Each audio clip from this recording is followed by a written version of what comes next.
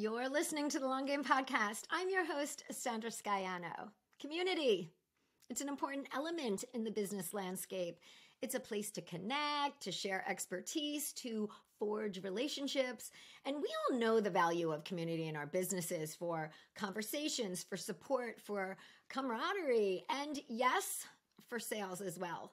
We build communities and we are members of communities. And I've been thinking a lot about how to further build community in my own business.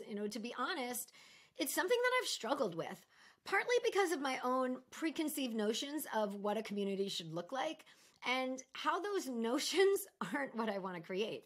So I've been digging into the concept of community, and I've been exploring different ideas and seeing what options are out there for myself for a long time now. And today I am sharing some of those ideas with you. It's an overview of sorts. In fact, today's episode is going to kick off a series of deep dives into community ideas. And we're going to do this over a period of time. But hopefully you'll be turned on to a way to build community that works for you and your business. The long game is building community in our businesses.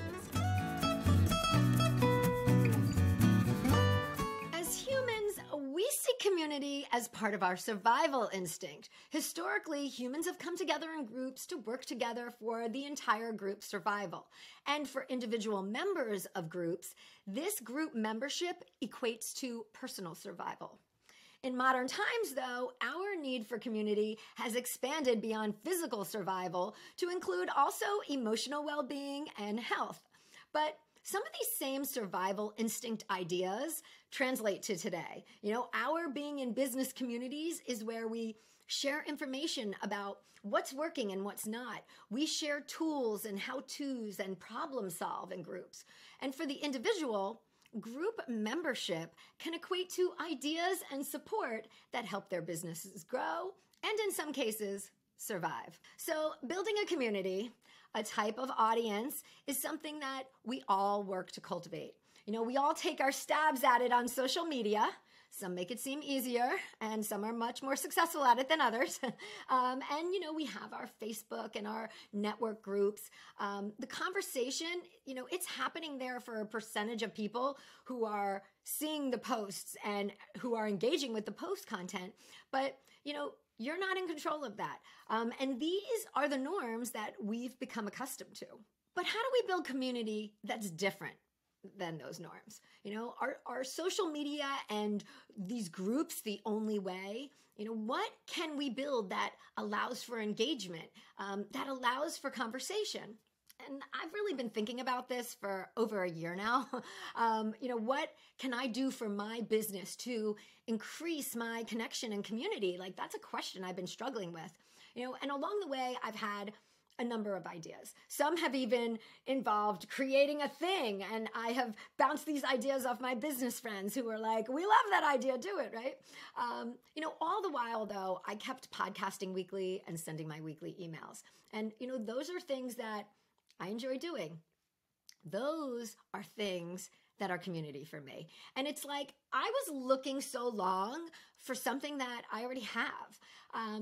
But I would like to grow the communication, the back and forth. So, I've now shifted my own search to things that support how I'm already operating, right? Yes, I have started listening to my own advice. Build from what you have and from what is unique to your business.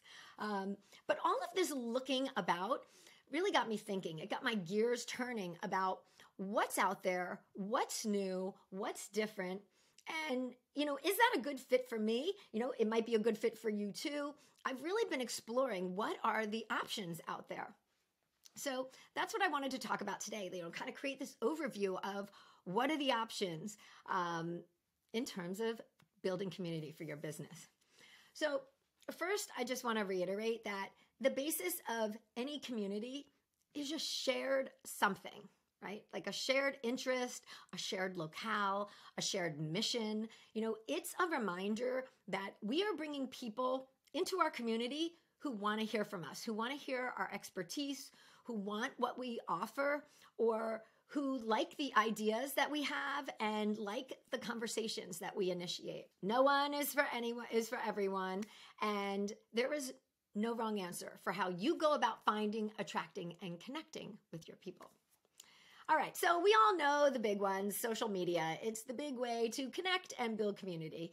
The Facebooks, the Instagrams of the world, Twitter, LinkedIn, Pinterest, right? These all operate pretty much the same.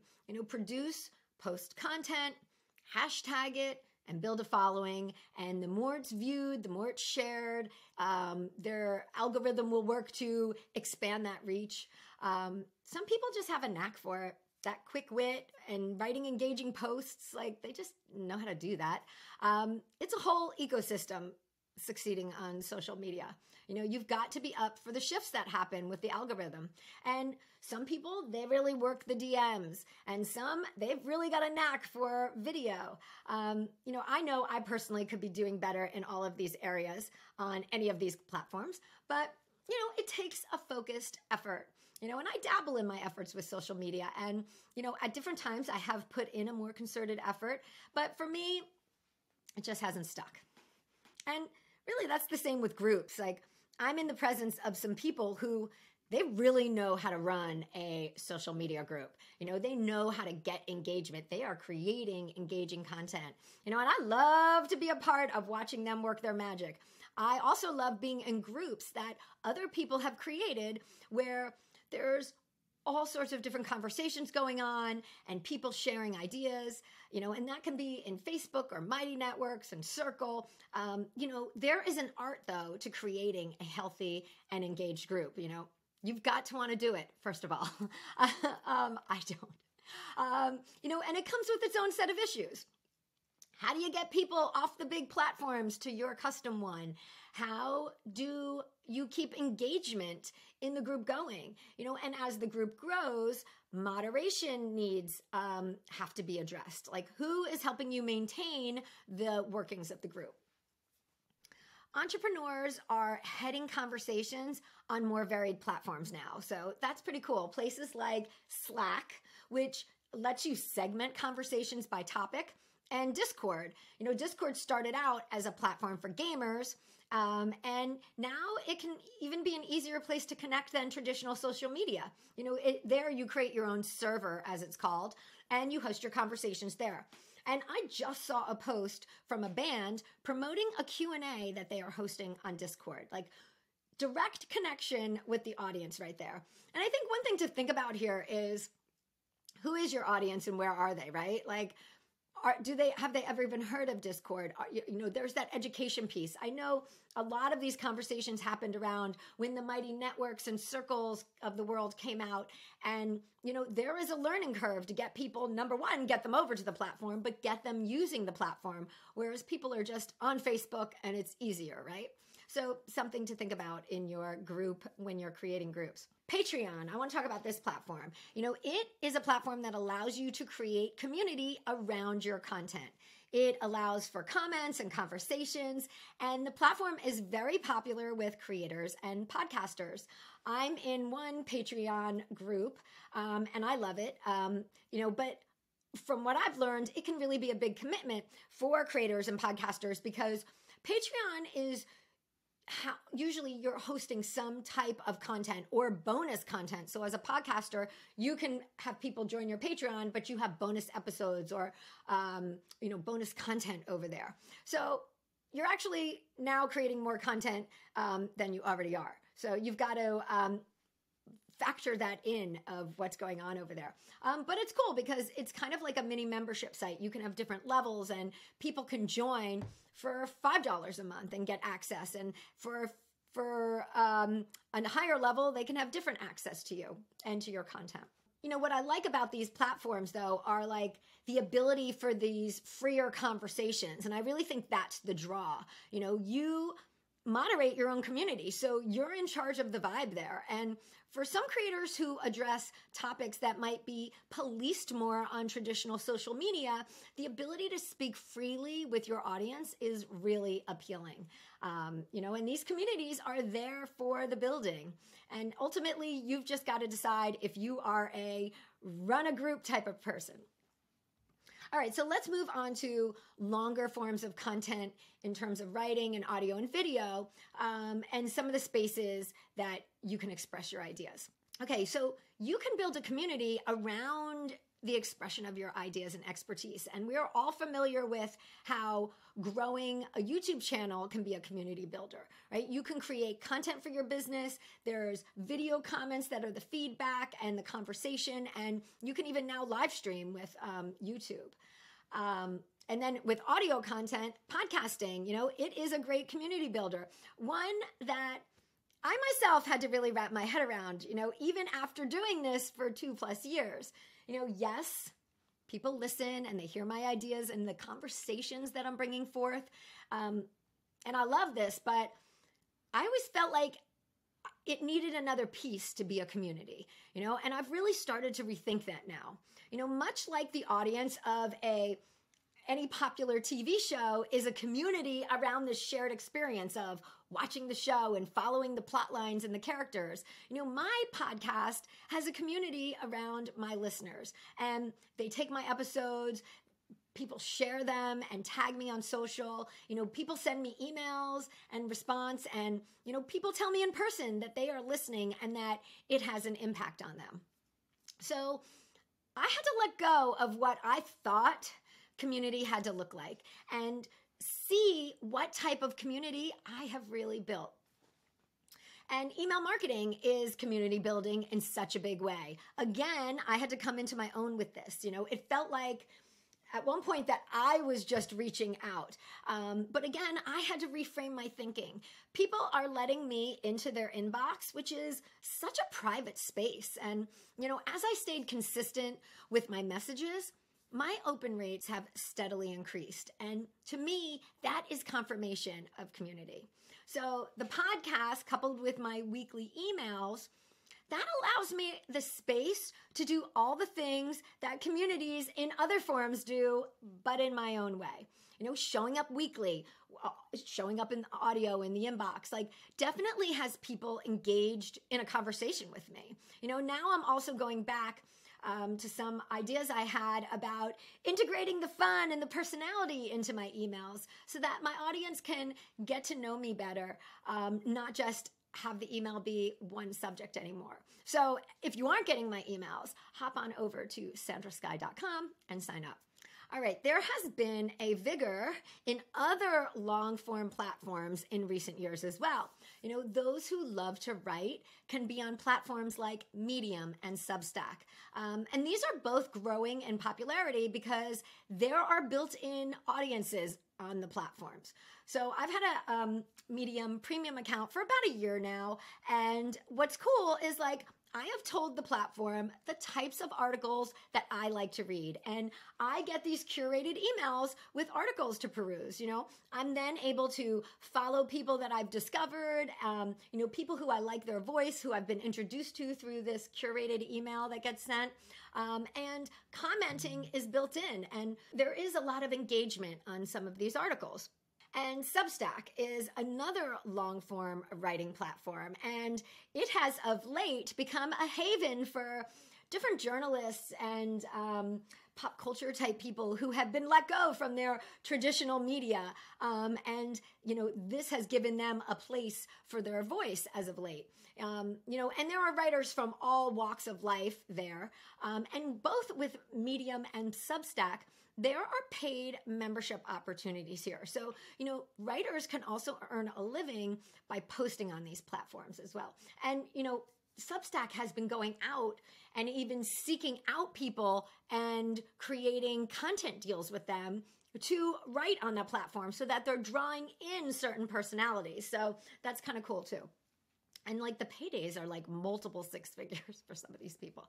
They're getting content deals. But you don't have to be a writer or a journalist to make use of these platforms.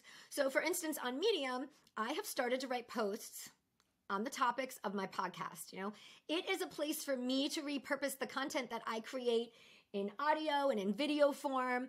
And I'll link to my Medium page in the show notes so that you can follow me there and see how I'm developing my presence. And, just by posting, you post it and it gets put out there and someone follows you, right? So That's how you build there. And another, I wanted to talk about this, unsuspecting place to build community is on Amazon Live. Have you guys checked this out yet? Have you checked any of this this video space out? Because it's really interesting. Amazon Live is a place where people live stream about products that are available on Amazon. So if you've got a niche or products that you like to recommend for your business, this can be a great place to build a following. Basically, you set up a live stream and you are pitching products the whole time. People can follow you and they can leave comments on your live stream in real time, and you can answer questions, things like that. And of course, you are earning a commission on products purchased that you recommend.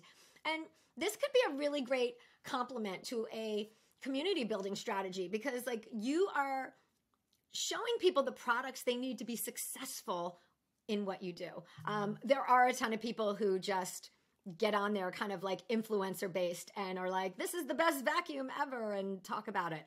And they're just personality based and building communities and followers. So it's definitely something to check out and just see if you can add that in.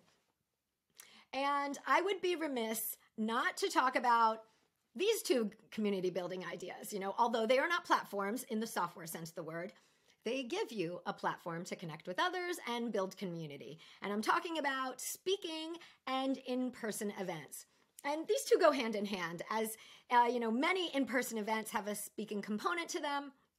But this is where, with both of these concepts, where you can connect in the flesh. If you are speaking, there are so many ways to infuse community building into your presentation. I mean, number one, just be stellar and people will follow you, right? But you have slide options, there's QR code options, you can leave things on the seats for your attendees, depending on how things are set up. And also, how big is it? If it's a small networking type speaking event, people can come up to you afterward where you can connect in person with them. And when you host or attend an in-person event, this really is opening you up to meet new people and bridge virtual connections to something more, right? The value in person, that can also really be felt in consistency. So, if there's a networking group and you show up consistently, that allows you the time to get to know people and people to get to know you. And what your expertise is and what you bring to the group as well. So a lot of community building and connections there. All right, so the concept of community is really what you think of it and what you make of it for yourself. Like how you choose to go about building community and developing it, it has to feel right for you. And sometimes we just need to alter how we're viewing what we already do. So going forward, I will be inviting experts in these different community platforms to come onto the show and dig deep with us on the benefits and uses for community building on those platforms. So, the conversation is really one that is ever evolving, just as these platforms do. But I would love to hear what you all are using to build community for your business. So you can drop me a DM on social or email me at hello@sandrasky.com, SKY, and let me know. All right, everyone. So good to talk. Have a great week. Thanks for joining me today. You can access more information, links mentioned in this episode, and the show notes at thelonggamepodcast.net. If today's show connected with you in some way, please share it with your friends or hop on and leave a review. Both of these make a really big difference. All right, until next time, keep playing the long game.